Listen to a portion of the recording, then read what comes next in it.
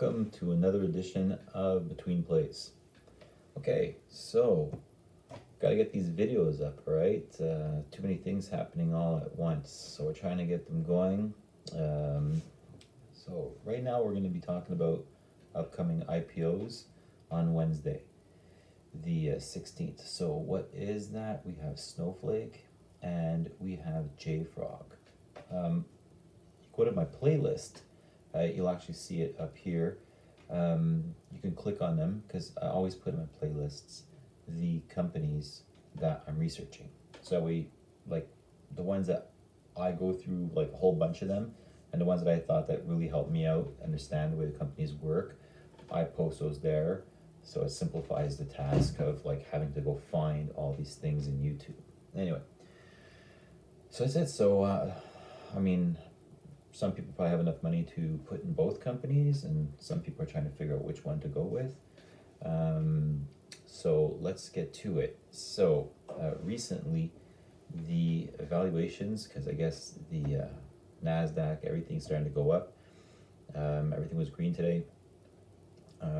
And as of September 14 today, JFROG and Snowflake upped their valuation. So Snowflake was in between the ranges of $75 to $85 and have upped it to IPO range of between $100 to $110. That's pretty crazy. We're talking about a valuation of over $24 billion. This is a big company. You know, it's just massive. It's a Goliath. And then you have JFrog, which was at between 33 and 37 for IPO, and is now ranging between $39 and $41 for IPO. Now, there's a huge difference between the two. This is absolutely for sure. So let's just stick to one and let's just do the other one. All right. So for Snowflake, they're going to be on the New York Stock Exchange under the ticker symbol of SNOW. If you go to Yahoo Finance and you put in SNOW, you might be able to find it. So that way you can be ready for the IPO. Let's go on and see if it's there. So I'm going to go here to Yahoo Finance. And what we'll do is we'll find out if the ticker symbol's already up. I believe on this one, it was, no, I think it was JFrog that was up. But let's just look. SNOW. I do not find it here now. So, no. Here we go. Snowflake private. It's there for private, but the IPO is not, it's not there. So, I don't find a ticker symbol. Let's see something here. It wasn't there, and just want to make sure. SNOW.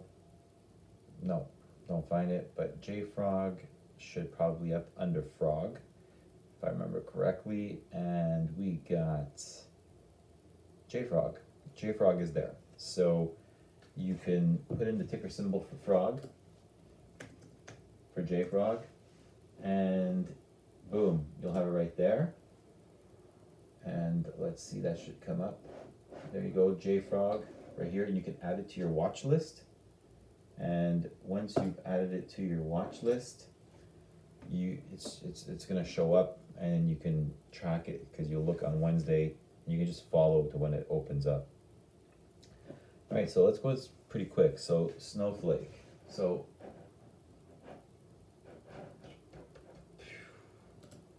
Snowflake. So Snowflake is a cloud data platform that provides data warehousing to its customers. But both these companies are going to be substantially important to the future. But so it's as an e-service designed. It's designed for the cloud. You know, like in telehealth and everything else in every industry. Snowflake, I almost call it like the internet within the internet, because on the internet we have access to like public stuff, right? And before the internet existed, they were saying, oh, well, we're going to try to get everything that's, you know, publicly available out there. It was peer-to-peer. like everything that's public, we're gonna get it up there. So technically, we're supposed to have like all of humanity, all the stuff that's public is supposed to be on the internet. And and the thing is that, well, because the world is becoming like a easily accessible to everybody, like you'll be able to travel the world anywhere you want to go, and companies want to be more liquid, they want to be able to move over and go wherever. What's happening with that is that the need to be able to achieve or receive access their information for their company or share it with someone else, and you can't have all these things stuck in a computer, and you don't want to take 10 God knows how long in order to be able to access stuff or upload stuff. You want it to almost be seamless, right? So with Snowflake, which is quite amazing, I've put this in layman's terms for everybody. They can open up nodes, they can take file to allow traffic to pass through. So what ends up happening is that, real layman's terminology here, okay? The way I saw this, it's like you take a whole bunch, like I'll say 100 cars, and you try to jam them through onto one bridge. Well, of course, there's a bottleneck, it gets stuck, you can't go through. So, but what if you were able to magically clear, like Harry Potter, 100 bridges, and you're basically on the Autobahn, and now you have 100 cars, 100 bridges, and they can fly right, go right through all, like as fast as they want. So, but then magically again, the traffic is over, so you put it back into one bridge because you don't need all those bridges, correct? This is like completely barbaric way of explaining it, of course. Super, I mean, it's not layman's terms, it's caveman terms, but it's just easier to understand that way because when you look at when the people are talking about it to explain, they're talking about opening up nodes, but you can see that they're explaining it that way. They're saying like, look, we have a small file, but you have a whole bunch of information that needs to go through and upload it. So what we're going to do is we're going to open up these nodes, and now you're going to have like this extra large traffic way, like files of extra, and then the information flows right through way easier. And when they're charging the company for the uploads, and they're charging them this way, you don't have this bottleneck happening, so it takes so long. So you're reducing the expense of companies because you're charging for the seconds for the upload, but you opened up this big cache, all these, highways, bridges, and it just flows right through, taking minimal time to upload the stuff, and then you can make it small again, and this is what they're paying for. And I think this is quite fascinating because if you look at electronic medical records in the telehealth sector, if you look at these massive corporations, these big giants out there, Amazon, these huge giants, I mean, cloud is super important. So it's almost like you have access now to like a private internet, because the internet is huge. It's like limitless. Well, the cloud is huge. It's like limitless. So the only thing you can't do now is you can't access it because it's private information.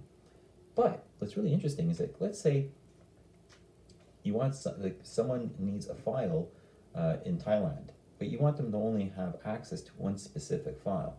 Well, you can send, even if the person in Thailand doesn't have Snowflake, what ends up happening is that you can send it to them and they can have it in like read only. So they don't get charged. They don't get charged at all for reading it, whatever. They don't even have the Snowflake app, but they receive it, they can do what they need to do with it, read it, get the information that they need from that, and then that's it, that's all. It's just, with the cloud, this is super important because you're going to have telehealth, you're going to have doctors all around the world, they need to access your electronic medical files, you don't need this to be long and cumbersome. You're going to have, 5G, you're going to have forget about 5G, it has artificial intelligence, you're going to have the Internet of Things, connecting everything. And all of this is going to be done like seamlessly, right? Like it's just not going to be thrown up into the air and it doesn't have a structure. It's got a structure. It's all going to be going through the cloud. It's all going to be going through something, but it's structured, right? So when you look at something like Snowflake, it's definitely the future. It's definitely the future. It's quite incredible. So, you got to look at this too. You have Berkshire Hathaway and you have Salesforce that are investing at IPO. Berkshire Hathaway, Warren Buffett usually doesn't go in on IPO. They go more of the historical records, but they're breaking trend here and they're going in on IPO. So that says something, right? Basically, sale of Snowflake report over 265 million in revenues, up over 173% return on that. And then you have on the first half of 2020, 242 million. So they made another 133% up on non-revenue. Now look at this. In 2019, ending, let's say, January 31st, I think it was their year end for them or something like that, 2020. So in that year alone, they made 265 million, and that's a revenue of up over 170% from the year previous. And in the first half of 2020, they made 242 million. So 265 million for the year before, for the whole year, and 242 million just in the first six half. And it's up 103%. Why is that? Well, because, I mean, every field that should have taken the next 5 or 10 years because of COVID has been reduced. It's everything, there's a necessity now to change the ways that we were, and we're moving away from brick and mortar, it's quite obvious, into this other world that's digitized. And the cloud is going to be one of the most important factors in the future of how things are going to work. Because if I don't have to upload, download millions of, God knows how many bytes, right? Tetrabytes, whatever bytes, I can't do it on this. And I don't want to bring this around, and I don't want to bring around my laptop and stuff like that. Basically, just put it up there, and Snowflake is not worried about security and stuff like that because they have tight security, you understand? So all that being said, naturally, big corporations are in here. You have over 3,000 big corporations, and they got some really big names. Here we go. We got here for Snowflake, you got Overstock that's in there. These are just some of the names that you know. DocuSign, you got Capital One, Square, you know, Lionsgate, Logitech, Instacart, AME, DoorDash. Look, the names are insane that they have as customers, right? So they had some losses, okay? Let's say last year, 349 million, up over 178 years for the year before, but they adjusted that and they reduced the losses by $6 million. So I mean, there's savings there, but I mean at the pace that this thing is growing, I mean I mean you wouldn't have big people coming in here like Buffett putting in the amount of money that they're putting in, right?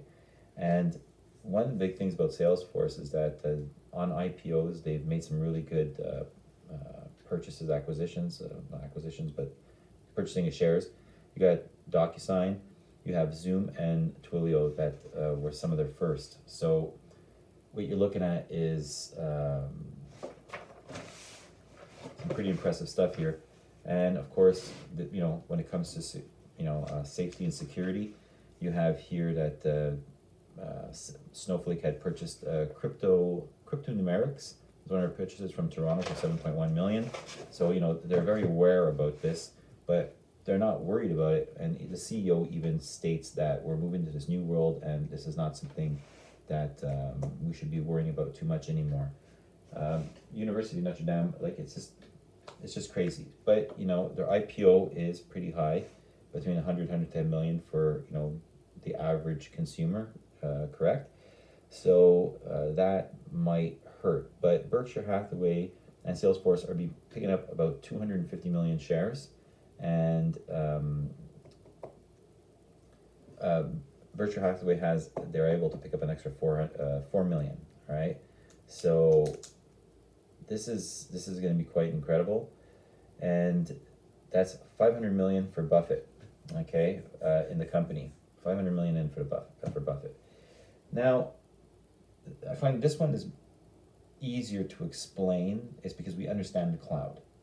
And we know that we can, just as regular consumers, we can put our stuff up on the cloud and then we can retrieve it, and it's almost seamless, right? It's pretty simple. So all my stuff talks to each other through the cloud, everything's in the cloud, and everything just, like from my cell phone to my tablet to my screen here, everything talks to each other because everything's up in the cloud, and I can just share everything with each other very, very quick.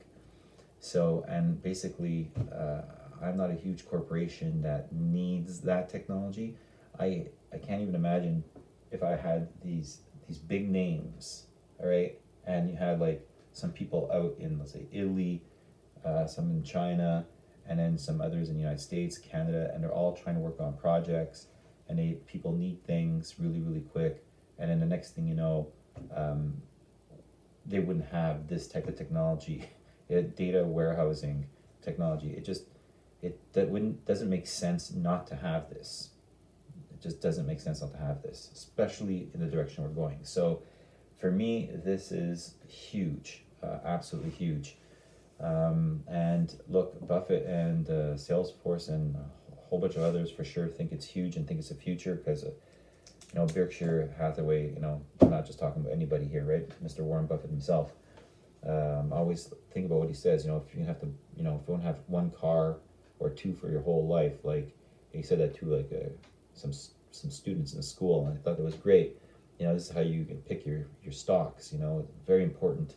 You need to do your research, and you have to think about future growth. And when I look at this, what Snowflake is able to contribute is just absolutely insane. Now, I'm not downplaying JFROG. JFROG also has very impressive customers. JFROG has Google, Amazon, Netflix, Cisco, Oracle, Facebook, Spotify. I mean, should I go on? I mean, from last count, it's just crazy. They have an amazing list of customers. So JFrog is was supposed to be IPOing at 33.37, now 39 to 41. They're going to be shares that they're being at the offering is over 9 million. Company's valued over at 3.7 billion. The important thing with this one is that they're almost profitable. All right, they're near profits. So this is very, very, very, very important. They had a revenue of 105 million in 2019, and they had revenue growth for the first 6 months of 2020. So when you're looking at that, you're looking at they're more of a technology of quick release technology, binary code, DevOps, optimized data, structure release, basically from building a code software with a binary system and trying to put it all together and communicating with other people in different departments on how to put these things together. And then after that, once it's all done, all the way into the release of the products or software, whatever, up to that point, it communicates, and it also finds always the newest, let's say, libraries in order to make that data management system function 100 times better, and then the creation with the people around. It's like everybody's able to talk to each other. It's almost like having, let's say you have 10 tables in a circle, and all the computers are all around, and every developer is sitting at a table developing. And if I need a library, or this person needs a library, or they need that one, and we need it, and we're waiting and we're uploading and it's taking forever, it's just not working. And they have this one system in the middle that's able to communicate with everybody and also fix everything and make sure everything is in sync and talks to each other, and you're able to just work as a team much more efficiently. And it goes further than that, because it even goes and verifies things down the pipeline to the quick release. It's able to take things and verify it to make sure that there's nothing wrong in the system for security risks and the whole 9 yards. Once again, very complicated to explain that one in layman's terms, because now we're talking about binary code, we're talking about developers, we're talking about, so this is probably for like you and me, not very important for us, but as people that are investing and just looking for a company for investment purposes, well, absolutely, of course, this is another company that's going to be needed in the future. And I'm thinking that if you don't have some kind of structure like JFROG, which they call like liquid software, if I remember correctly, which is pretty cool. Like, if you don't have it, it reminds me of like Terminator, liquid software, you know? Anyways, so if you don't have this and you like a company that's using this versus a company not using this, and they were building the same exact stuff and trying to get the software out, and if you had like 100 developers working on the same exact thing, well, of course JFrog is gonna come out of this like way like on top, because if the system that it uses is going to be more quicker, more efficient, the structure it's going to be 100 times better. You know, you're not building up something and then, as it shows in one of the videos, it just like starts crumbling down because binaries, you know, you didn't talk about something, it's fragmented and whatnot, because this doesn't allow that. JFrog doesn't allow that. And then, you know, to the quick release program, you know, going through the whole line, the analytical line and data crunching and all that kind of stuff is all done by JFrog. So naturally, this company here doesn't stand a chance against a company using JFrog. And Google, Verizon, Microsoft, MasterCard, Facebook, Amazon, Slack, Airbus, Spotify, Netflix. I mean, come on, look who's here. So naturally, they're much more affordable than Snowflake. So I guess it comes down to how much money you have, and where you could pick up more shares. I mean, JFrog is almost profitable, and they had revenue growth in the first 6 months of 2020. So I mean, how can you go wrong with either or? I mean, Warren Buffett, massive player in this, and you know he's able to pick up the amount of shares that he's able to pick up. So for my play, I would love to own a bit of both, of course. Like, it's very, very hard to say because they're both the future, definitely both the future. But if I was going to go and put money in one of them, like let's say a full stack of cash in one of them, then I would probably, wow, this is a good one, man. This is a good one. So I mean, what's trending between the two? I mean, if you see what's trending, here we go. Let's just see what's trending, okay? So if we go here and we take a look up on what's trending, let me take a few seconds here to find out what's trending. Here we go.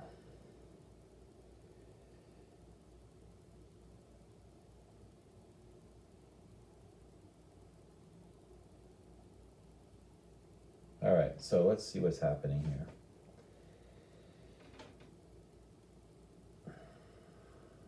So they're both boosting their listing price, which is what we know.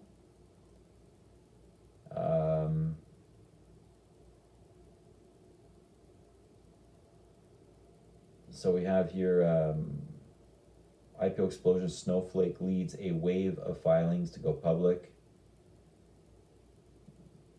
I think that they're just really, really both big.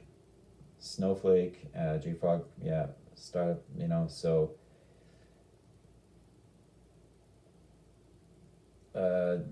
data warehouse automation for Snowflake up to 9 times faster to market. So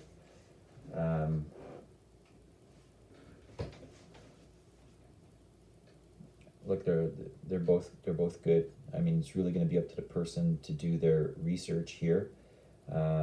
and to pick the one that they prefer. Some people will understand Snowflake more than JFROG, the way the system works, and some people find JFROG better for whatever system. Some people say, well, you know, JFROG is the most profitable. I have, you know, because they're going to be going IPO between 39 and 41, which is, you know, more accessible than 100 to 110. And on the naturally in my playlists, anyways, I'll put them up on the top that you'll be able to click them. I'll put it up right about here because I'll end this video.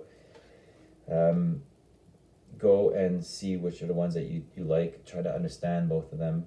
They're both Goliaths. They're definitely for the future of tech. This is what's going to bring tech to the next level. So whatever we're going to be using is because of these two people, right? This is like when you're building a house and you can't see what's in the walls holding up your house. Everybody wants to see the finished product, right? But what's inside the walls is what keeps you warm in wintertime, and that's what keeps the house up. So this is structure. This is what's going to make everything work in the future. So it's, look, both choices are really, really good, and I'm being very honest about that. So it's really up to the people. Do their homework, you know, and get in. So do your research, keep this fun, this is a blast. I enjoy having you guys around. Please leave comments in the comment section if you guys feel one or the other and why you feel which one you're going for, one or the other. I'd love to hear about that and why. And watch the videos of these two companies. They're just there in the playlist. It's easily accessible, all right, man? So once again, you can always go to www.betweenplays.com. There's blogs there. I'm going to be putting up more stuff. I'm going to be putting up these numbers. And there's also a Twitter account.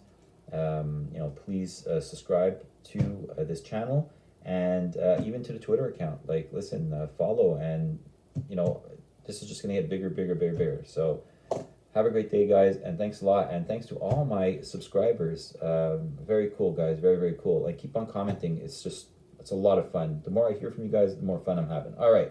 So stay strong, guys. Stay strong.